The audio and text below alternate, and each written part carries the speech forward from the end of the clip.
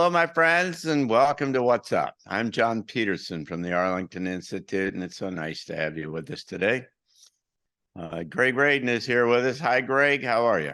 John, I am better than awesome today. I'm happy to be with you. And how can that be? I just feel this wave of enthusiasm and hope and possibility moving through my communities, moving through the nation. There's a lot of tough times, a lot of difficult things happening, but in the midst of all that, there is optimism that something is afoot.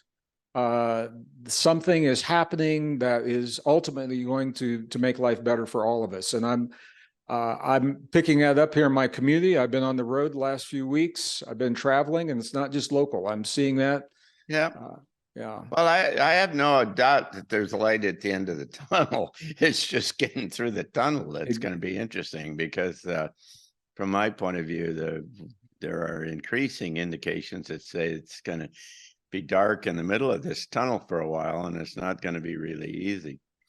Yeah, I agree, John. And one of the things it's hard to isolate one thing because there's so many things happening simultaneously. There are certainly local politics here in our nation. There are geopolitics that are happening. There is the disclosure process that is kind of a backdrop for all of this. And it's all happening at the same time. And I think to some degree, it's all interrelated.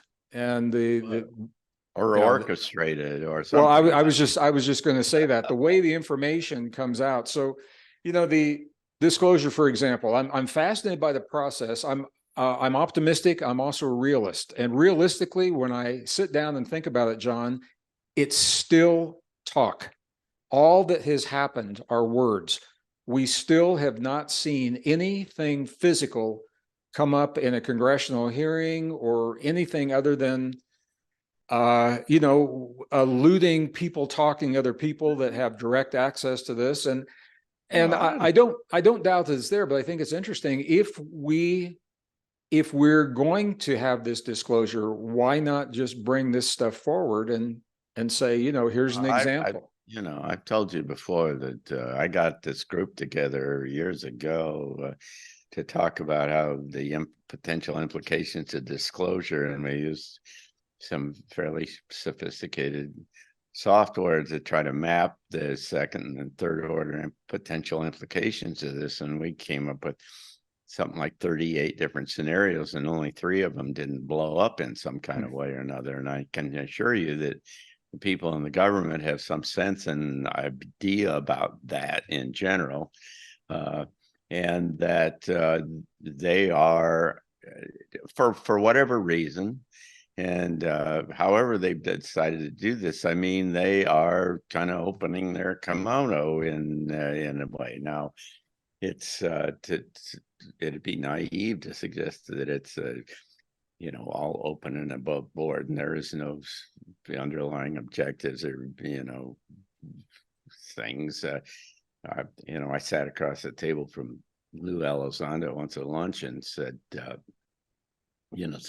somebody inside the system said it was okay for you to come and talk about this, and he'd say, "What makes you say that?" And I said, "Because you're sitting across the table from me, and I know enough about how this thing works to know that you would be dead if you were out running around, freelancing around a subject like this that was as highly classified as this was."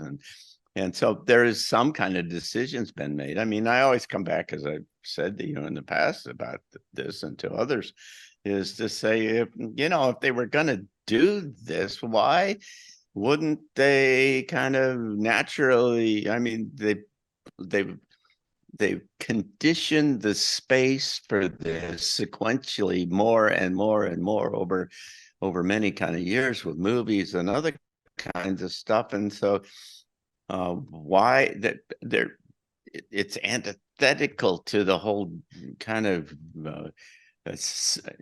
operation of government, the psychology of government, to do jolts to the system. I mean, what they always are trying to do is to smooth things over and get so it's predictable in a sense. And so I just don't know how else they do it And I understand all the arguments and a lot of people raise about the methodology, and then they presume that it's all being orchestrated and so on. And it'd be stupid not to think that there was some sense of orchestration. But on the other hand, I know some of these guys, and I've been convinced that they're just trying to do what they think is the right thing to do. I know some as well, and I agree with you, John. I think they are. They personally are coming from a good place. They may not be aware, or maybe they are aware that they are. I'm not going to use the word pawn because that has negative implications, but they are certainly players on a chessboard that are being influenced by, by higher influences, so that they can come forward and do what they're doing now. I guess last 2 weeks since we had one of our quartet sessions, I made it a point to go through and just sat down, took a couple of hours and watched as many of the pieces, not just the testimony, but what's interesting is you've got one piece of testimony, then you've got all of the media sources that are now reporting on that testimony. And the thing that has really seemed to become a focus is a frightening and negative possibility that these forms of life from other worlds are a threat to us. Yeah. And so they're really capitalizing on a few statements that said people have died, Americans have died, military has died, and whether or not it was intentional or not, they don't know. I mean, if you've got a form of energy and propulsion that's based on something that's so different than what we understand, and you make contact with that field, I can see where that wouldn't be good for a human body. I don't know that that's intentional, but it's being positioned that way. And yeah. Well, I understand, but the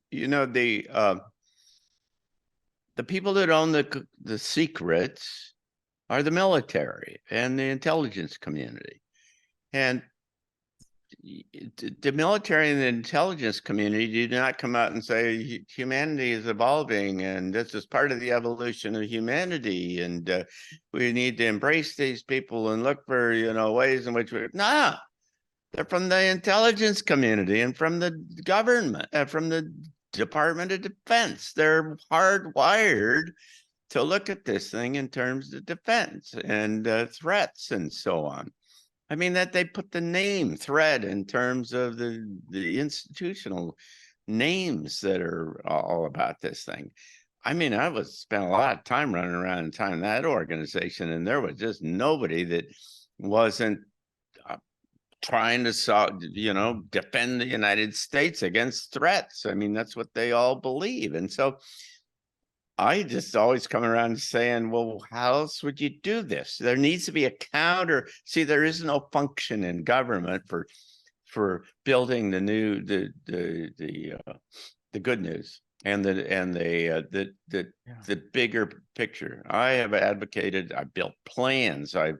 And proposals, and I've sent them to the White House for having a White House Office of the Future that would look at these kinds of different scenarios and across the government about where it was all going and what the implications might be, and to be able to craft and integrate it a supra kind of perspective that would not just be the product of one of the institutions, one of the departments, one of the of government, each of which have, the Department of Housing and Urban Development sees the world through the lens of housing and urban development. And so it's from my experience, you just look at it and say, yeah, that's what they would do. Now, the question is, as you suggested, is how do you find an alternative, an effective alternative narrative? How do you position this in a different kind of way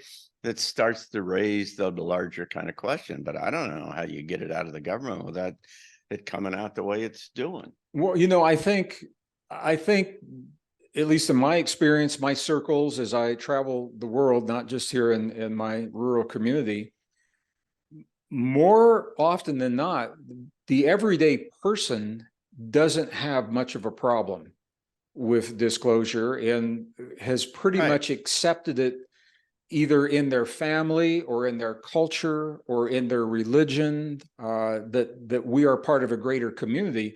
It's the power structures that are having it. It's not the people. It's the power structures. The power structures. So the government's always to get us into wars. The people don't do that. It is. It is. So it's religion has a problem with that, and certainly certain industries have a problem because they're very short-sighted. What they see is a threat to the current way of doing things. They're not looking at all the potential of all the new applications from new technology that will be open, and where that leads us. So it's just interesting to see how that whole thing is coming down.